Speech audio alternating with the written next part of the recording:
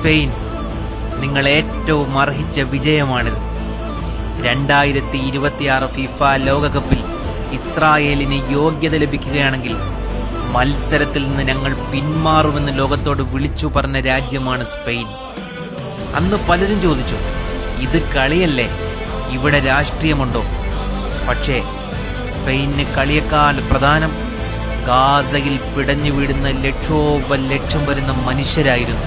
ഗാസയിൽ ഇസ്രായേൽ നടത്തുന്ന ആക്രമണങ്ങളും അമേരിക്കയും ഇസ്രായേലും ഇപ്പോൾ നടത്തിക്കൊണ്ടിരിക്കുന്ന പേർഷ്യൻ രാജ്യങ്ങൾക്കെതിരെയുള്ള യുദ്ധത്തിനെതിരെയും ശക്തമായി UN-ൽ വിമർശനം ഉന്നയിച്ച രാജ്യമാണ് സ്പെയിൻ. അസ്സലാമു അലൈക്കും വറഹ്മത്തുള്ളാഹി വബറകാതുഹു. ബിസ്മില്ലാഹ്, അൽഹംദുലില്ലാഹ്, വസ്സലാത്തു വസ്സലാമു അലാ അഷ്റഫി റസൂലില്ലാഹ് വഅലാ ആലിഹി വസഹ്ബിഹി അൽ ഫായിസീന ബിറിദല്ലാഹ്. പ്രിയമുള്ള സഹോദരി സഹോദരന്മാർ, സുഹൃത്തുക്കൾ, ഫിഫ വേൾഡ് കപ്പ് പരിസമാപ്തി കുറിച്ച് വിജയപരാജയങ്ങൾ വിലയിരുത്തിക്കൊണ്ടിരിക്കുകയാണ് ആഗോള ജനസമൂഹം. ഈ സമയത്ത് വളരെ ഉപകാരപ്രദമായ ഒന്ന് രണ്ട് വിഷയങ്ങൾ സൂചിപ്പിക്കുകയാണ്. ആദരവായ നബി സല്ലല്ലാഹു അലൈഹി വസല്ലം തൻ്റെ പ്രിയപ്പെട്ട അനുചരനായ മുആദ് ബിൻ ജബൽ റളിയല്ലാഹു അൻഹുവിനെ യമനിലേക്ക് പരിശുദ്ധമായ ദീനിൻ്റെ ദഅവത്തിന് വേണ്ടി അവിടുത്തെ ഗവർണറായി, അവിടുത്തെ മുദരിസായി പറഞ്ഞയക്കുമ്പോൾ വളരെ മൂല്യവത്തായ ഉപദേശ നിർദ്ദേശങ്ങൾ ബഹുമാനപ്പെട്ടവർക്ക് നൽകുകയാണ്. ആ അമൂല്യ ഉപദേശങ്ങളിൽ ഏറ്റവും ഗൗരവമേറിയ ഉപദേശം ഇത്തഖി ദഅവത്തൽ മദ്ലൂം ഫഇന്നഹാ ലൈസ ബൈനഹാ വബൈനല്ലാഹി ഹിജാബ്. സ്വഹീഹുൽ ബുഖാരി. നീ മർദിതന്റെ പ്രാർത്ഥനയെ സൂക്ഷിക്കണം, കാരണം അതിനും അല്ലാഹുവിനും ഇടയിൽ യാതൊരു മറയുമില്ല. പ്രിയമുള്ളവരെ, മർദിതന്റെ പ്രാർത്ഥനയെ നാം എപ്പോഴും സൂക്ഷിക്കണം, കാരണം അവ ലക്ഷ്യം തെറ്റാത്ത അമ്പുകളാണ്. നാം മർദിച്ച വ്യക്തിയുടെ ദുർബലതയിലേക്ക് നാം ഒരിക്കലും നോക്കേണ്ടതില്ല, മറിച്ച് നാം അനുസരണക്കേട് കാണിച്ച അള്ളാഹുവിൻ്റെ ശക്തിയിലേക്കാണ് നാം നോക്കേണ്ടത്. ഒരുപക്ഷെ നാം ഒരു മനുഷ്യനെ ഉപദ്രവിച്ച ശേഷം അതവിടെ അവസാനിച്ചു എന്ന് കരുതി സുഖമായി ഉറങ്ങാൻ പോയേക്കാം. എന്നാൽ അർദ്ധരാത്രി സമയത്ത് നാം മർദിച്ചവൻ എഴുന്നേറ്റ് അവൻ്റെ തളർച്ചയും നിസ്സഹായതയും മുഴുവനും ആകാശത്തിലേക്ക് ഉയർത്തിക്കൊണ്ട് സുജൂദിൽ വീണുകൊണ്ടവൻ ഒരുപക്ഷെ റബ്ബിനോട് ദുആ ചെയ്തേക്കാം, നാഥാ, ഞാൻ തീർച്ചയായും കീഴടക്കപ്പെട്ടവനാണ്, അതുകൊണ്ട് നീ എനിക്ക് വിജയം തരണം, എന്നെ കീഴ്പ്പെടുത്തിയവനെ നീ പരാജയപ്പെടുത്തണം, എന്നെ മർദിച്ചവനോട് നീ ചോദിക്കണം, എന്നോട് അനീതി കാണിച്ചെടുത്ത് നീ നീതി നടപ്പിലാക്കണം എന്ന് പറഞ്ഞുകൊണ്ട് ഒരുപക്ഷെ ആ ആക്രമിക്കപ്പെട്ടവൻ്റെ പ്രാർത്ഥന, പ്രിയപ്പെട്ടവരെ, യജമാനനായ റബ്ബിലേക്ക് എത്തിയേക്കാം. ഈ ഒരൊറ്റ വിളിമതി നമ്മുടെ സാമ്രാജ്യം തന്നെ തകർന്നടിയാൻ. അള്ളാഹുവിനെ വിളിക്കുന്നവരിൽ ഏറ്റവും ആത്മാർത്ഥതയുള്ളവൻ മർദിതനാണെന്ന് നാം മനസ്സിലാക്കണം. മർദിതന്റെ പ്രാർത്ഥനയുടെ ശക്തിക്ക് ചരിത്രത്തിൽ ഒരുപാട് ഉദാഹരണങ്ങളുണ്ട്. മഹാനരാകുന്ന നൂഹ് നബി അലൈഹിസ്സലാമിൻ്റെ പ്രാർത്ഥന അതിൻ്റെ ഏറ്റവും വലിയ ഉദാഹരണമാണ്. 950 വർഷം ജനങ്ങളെ അതേ സത്യമാർഗത്തിലേക്ക് ക്ഷണിച്ചിട്ടും ആ ജനങ്ങൾ നൂഹ് നബി അലൈഹിസ്സലാമിനെ പരിഹസിക്കുകയാണ് ചെയ്തത്. രാപ്പകൽ വ്യത്യാസമില്ലാതെ ദഅൗതു ഖൗമി ലൈലം വനഹാറ, രാവും പകലും വ്യത്യാസമില്ലാതെ അവരെ ക്ഷണിച്ചു നോക്കി. ഖൂലൂ ലാ ഇലാഹ ഇല്ലല്ലാഹ് തുഫ്ലിഹൂ, ഉറങ്ങിക്കിടക്കുന്നവരെ വരെ രാത്രി സമയങ്ങളിൽ മുട്ടി വിളിച്ചു നിങ്ങളൊന്ന് ലാ ഇലാഹ ഇല്ലല്ലാഹ് പറയാൻ പറഞ്ഞു. പക്ഷേ ആ ജനസമൂഹം ബഹുമാനപ്പെട്ടവരെ ആക്ഷേപിക്കുകയും കൂർത്തുമൂർത്ത വിമർശനാസ്ത്രങ്ങൾ അതേ ബഹുമാനപ്പെട്ടവരിലേക്ക് തിരിക്കുകയുമാണ് ചെയ്തത്.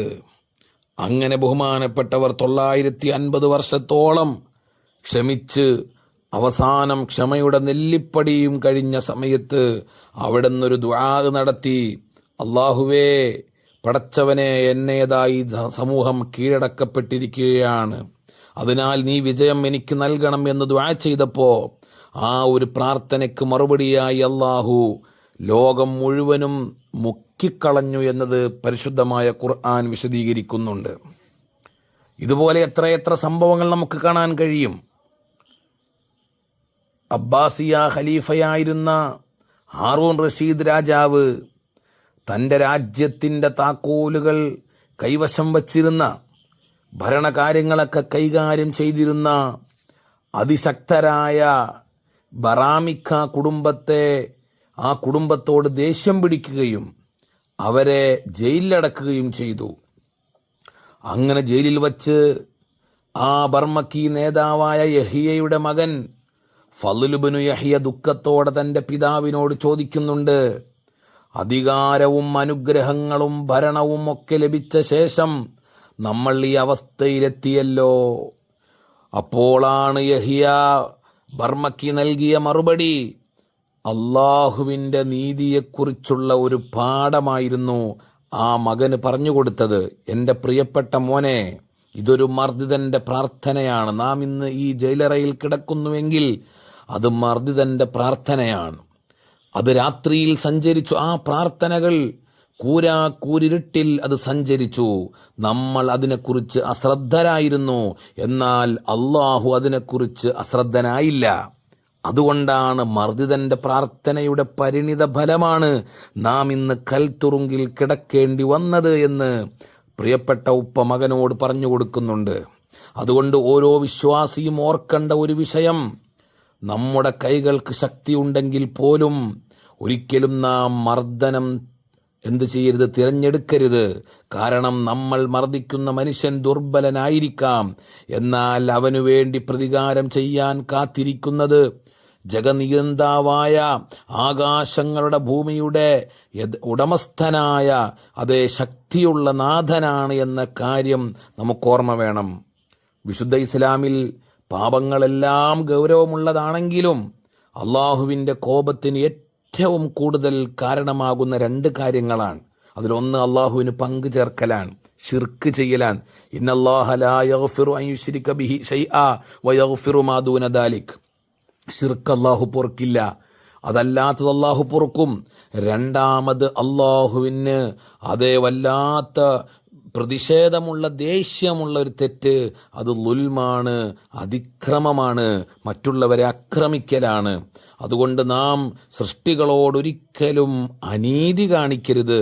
പ്രത്യേകിച്ച് ദുർബലരോടൊരിക്കലും നാം അനീതി കാണിക്കരുത്.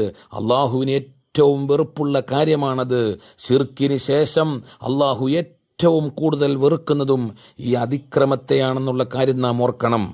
പ്രിയമുള്ളവരെ, നാം മനസ്സിലാക്കേണ്ടത്, അന്യായമായി മർദ്ദിക്കപ്പെട്ടതൊരു അവിശ്വാസിയാണെങ്കിൽ ആ അവിശ്വാസിയുടെ പ്രാർത്ഥനയ്ക്ക് പോലും അതേ ജഗനിയന്താവായ അള്ളാഹു ഉത്തരം നൽകും. അത് പക്ഷേ അതിക്രമിയായ ഒരു മുസ്ലിമിനെതിരെ ആയിരിക്കും അള്ളാഹു നടപടി സ്വീകരിക്കുക. ഒരു അവിശ്വാസി പ്രാർത്ഥിക്കുമ്പോൾ ഇപ്പുറഭാഗത്ത് അതേ ഒരു വിശ്വാസിയായതുകൊണ്ട് അള്ളാഹു പ്രാർത്ഥന സ്വീകരിക്കാതിരിക്കില്ല എന്ന ബോധ്യം നമുക്കുണ്ടാകണം. ഇവിടെ നാം ശ്രദ്ധിക്കേണ്ട ഒരു കാര്യം, അതേ ഇത് അള്ളാഹുവിന് അവിശ്വാസിയോടുള്ള സ്നേഹമല്ല, അല്ലെങ്കിൽ മുസ്ലിമിനോടുള്ള വിരോധമല്ല, മറിച്ച് അള്ളാഹുവിൻ്റെ നടപടി നീതിയിലുള്ള അദമ്യമായ സ്നേഹം കാരണമാണ്. അള്ളാഹു നീതിമാനാണ്. ഇന്നല്ലാഹ യഅ്മുറു ബിൽ അദ്ലി വൽ ഇഹ്സാൻ. നമ്മൾ എല്ലാ ജുമുഅയിലും കേൾക്കലില്ലേ, അള്ളാഹു കൽപ്പിക്കുന്നത് നീതിയാണ്, എവിടെയും നീതിയാണ്.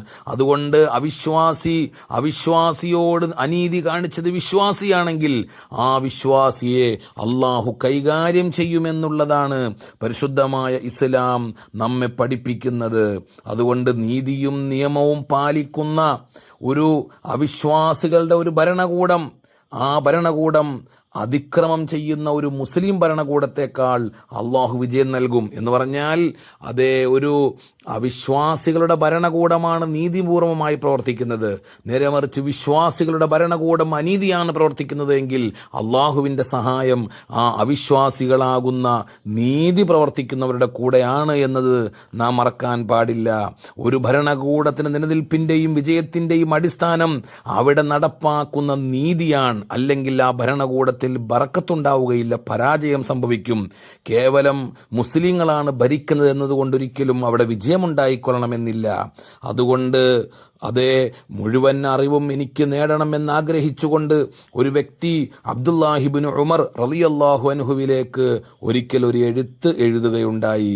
അതിന് മറുപടിയായിക്കൊണ്ട് ബഹുമാനപ്പെട്ട അബ്ദുല്ലാഹിബ്നു ഉമർ അദ്ദേഹത്തിന് തിരിച്ചെഴുതിയത്, മോനെ അബ്ദുല്ലാഹിബ്നു ഉമർ തങ്ങൾ എഴുതുകയാണ്, അറിവ് വളരെ വിശാലമാണ്, അതായത് എല്ലാം എഴുതാൻ എനിക്ക് കഴിയില്ല, എന്നാൽ ഏറ്റവും പ്രധാനപ്പെട്ട അറിവിലേക്ക് വിരൽ ചൂണ്ടിക്കൊണ്ട് മഹാനായ അബ്ദുല്ലാഹിബ്നു ഉമർ തങ്ങൾ എല്ലാ അറിവിൻ്റെയും രത്നച്ചുരുക്കം ചോദിച്ചുകൊണ്ട് എഴുതിയ വ്യക്തിക്ക് തിരിച്ചെഴുതിയത്, അതെ ഒന്നാമത് അവരെന്ന് പറഞ്ഞത്, നീ അള്ളാഹുവിനെ കണ്ടുമുട്ടുമ്പോൾ ഞാൻ ഇനി പറയാൻ പോകുന്ന കാര്യങ്ങളിൽ നിന്റെ പുറം ഭാരം കുറഞ്ഞതായിരിക്കണം, എങ്കിൽ നിനക്ക് രക്ഷപ്പെടാം.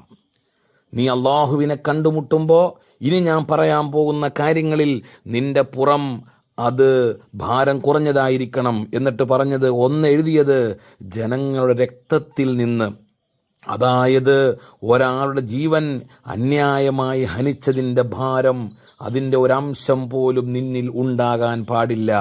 രക്തത്തിന് വലിയ വിലയുണ്ട്. രണ്ടാമത് ബഹുമാനപ്പെട്ടവർ കുറിച്ച പോയിന്റ്, അവരുടെ ധനത്തിൽ നിന്ന് നിന്റെ വയറ് ഒഴിവായവനായിരിക്കണം. അന്യായം ചെയ്തോ വഞ്ചിച്ചോ മോഷ്ടിച്ചോ സമ്പാദിച്ച ധനം അത് ഭക്ഷിക്കാത്തവനായി റബ്ബിനെ കണ്ടുമുട്ടാൻ ശ്രമിക്കുക. അതുപോലെ മൂന്നാമത് മനുഷ്യരുടെ അഭിമാനത്തെക്കുറിച്ച് സംസാരിക്കുന്നതിൽ നിന്ന് നിന്റെ നാവ് തടഞ്ഞവനായി നീ റബ്ബിനെ കണ്ടുമുട്ടുക. അതായത് പരദൂഷണവും ഏഷണിയും പറയാത്തവനായി നിന്റെ റബ്ബിനെ കണ്ടുമുട്ടിയാൽ നിനക്ക് രക്ഷപ്പെടാൻ കഴിയും. നാലാമത് പറഞ്ഞത്, വിശ്വാസികളുടെ സമൂഹത്തിന്റെ ഐക്യത്തിൽ നീ ഉറച്ചു നിൽക്കുന്നവനായിട്ടുണ്ടാവുക. ഭിന്നിപ്പുണ്ടാക്കാതെ സമൂഹത്തിൽ സമാധാനം നിലനിർത്തുന്നവനായി നീ ജീവിക്കൂ, എങ്കിൽ നിനക്ക് റബ്ബിന്റെ അടുക്കൽ രക്ഷപ്പെടാം എന്ന് പറഞ്ഞുകൊണ്ട് അതേ വിശാലമായി പറയേണ്ട വിഷയത്തിന്റെ രത്നച്ചുരുക്കമായി 4 പോയിന്റുകളായി മഹാനായ അബ്ദുല്ലാഹിബ്നു ഉമർ റളിയല്ലാഹു അൻഹു സകല വിഷയങ്ങളെക്കുറിച്ചും ചോദിച്ച വ്യക്തിക്ക് മറുപടി കൊടുത്തതായി കാണാൻ കഴിയും. അതുകൊണ്ട് അൽഹംദുലില്ലാഹ്, ഫിഫ വേൾഡ് കപ്പിൽ സ്പെയിൻ വിജയിക്കുമ്പോൾ നമുക്ക് കളിയോടൊന്നും പ്രത്യേക താല്പര്യങ്ങളില്ല എങ്കിലും അതേ ഈ കളി ഫിഫ വേൾഡ് കപ്പ് 2026 പ്രഖ്യാപിക്കപ്പെട്ടപ്പോൾ ഇസ്രായേലിന് ഈ കളിയിൽ അതേ അവർക്ക് അനുവാദം ലഭിച്ചാൽ ഞങ്ങൾ കളിക്കില്ല, പാവപ്പെട്ട ഫലസ്തീനികളുടെ അതേ ചോരയുടെ മണമുള്ള ആ വിഭാഗത്തോട്, ജനങ്ങളെ നിർദാക്ഷിണ്യം കൊന്നൊടുക്കുന്നവരോട് സന്ധിയില്ല എന്ന് പറഞ്ഞുകൊണ്ട് അൽഹംദുലില്ലാഹ് ഈ ഫിഫ വേൾഡ് കപ്പ് പ്രഖ്യാപിച്ചപ്പോൾ ഇസ്രായേൽ കളിയിലുണ്ടെങ്കിൽ ഞങ്ങൾ കളിക്കില്ല എന്ന് ഉച്ചൈസ്തരം പ്രഖ്യാപിച്ചതിൻ്റെ ഒരു പക്ഷേ അതിൻ്റെ വിജയമായിരിക്കും റബ്ബവർക്ക് നൽകിയ ഈ വിജയമെന്ന് കൂട്ടി വായിക്കുകയാണ്. യജമാനനായ റബ്ബ് അതേ അധർമ്മകാരികളാകുന്ന ആളുകളെ പരാജയപ്പെടുത്തട്ടെ. ഇവിടെ വലിയ വിജയം അവകാശപ്പെട്ട് 600 അടിയും അതിനപ്പുറമൊക്കെയുള്ള ഫ്ലക്സുകൾ വച്ച ആളുകൾ ചിന്തിക്കണം, ഇസ്രായേലിന് വേണ്ടി പാവപ്പെട്ട ആളുകളെ കൊല ചെയ്യാൻ വേണ്ടി $50,000 അടക്കം നൽകിയവർ, അല്ലെങ്കിൽ ഇസ്ലാമിക രാഷ്ട്രം എന്ന ഫലസ്തീൻ എന്ന് പറയുന്ന ഒരു രാഷ്ട്രം അങ്ങനെ ഭൂപടത്തിൽ വേണ്ട, അങ്ങനെ ഒരു അധികാരം വേണ്ട എന്ന് 10 രാജ്യങ്ങൾ ഒപ്പുവെച്ച ഒരു രാജ്യം അർജന്റീനയാണെന്നുള്ള കാര്യവും ഇവിടെ മറക്കാതെ നമുക്ക് മനസ്സിലാക്കാം. അതുകൊണ്ട് മർദിതന്റെ പ്രാർത്ഥന അത് നമ്മളെല്ലാവരും എപ്പോഴും സൂക്ഷിക്കേണ്ടതാണ്. സകലതിനെയും തകർക്കാൻ അതിന് കഴിവുണ്ടെന്ന് മാത്രം ഓർമ്മപ്പെടുത്തി. അസ്സലാമു അലൈക്കും വറഹ്മത്തുള്ളാഹി വബറകാതുഹു. യജമാനനായ റബ്ബ് ഇരുലോക വിജയികളിൽ നമ്മയൊക്കെ ഉൾപ്പെടുത്തി അനുഗ്രഹിക്കുമാറാകട്ടെ. വആഖിറു ദഅ്വാനാ അൽഹംദുലില്ലാഹി റബ്ബിൽ ആലമീൻ. വസ്സലാമു അലൈക്കും വറഹ്മത്തുള്ളാഹി വബറകാതുഹു.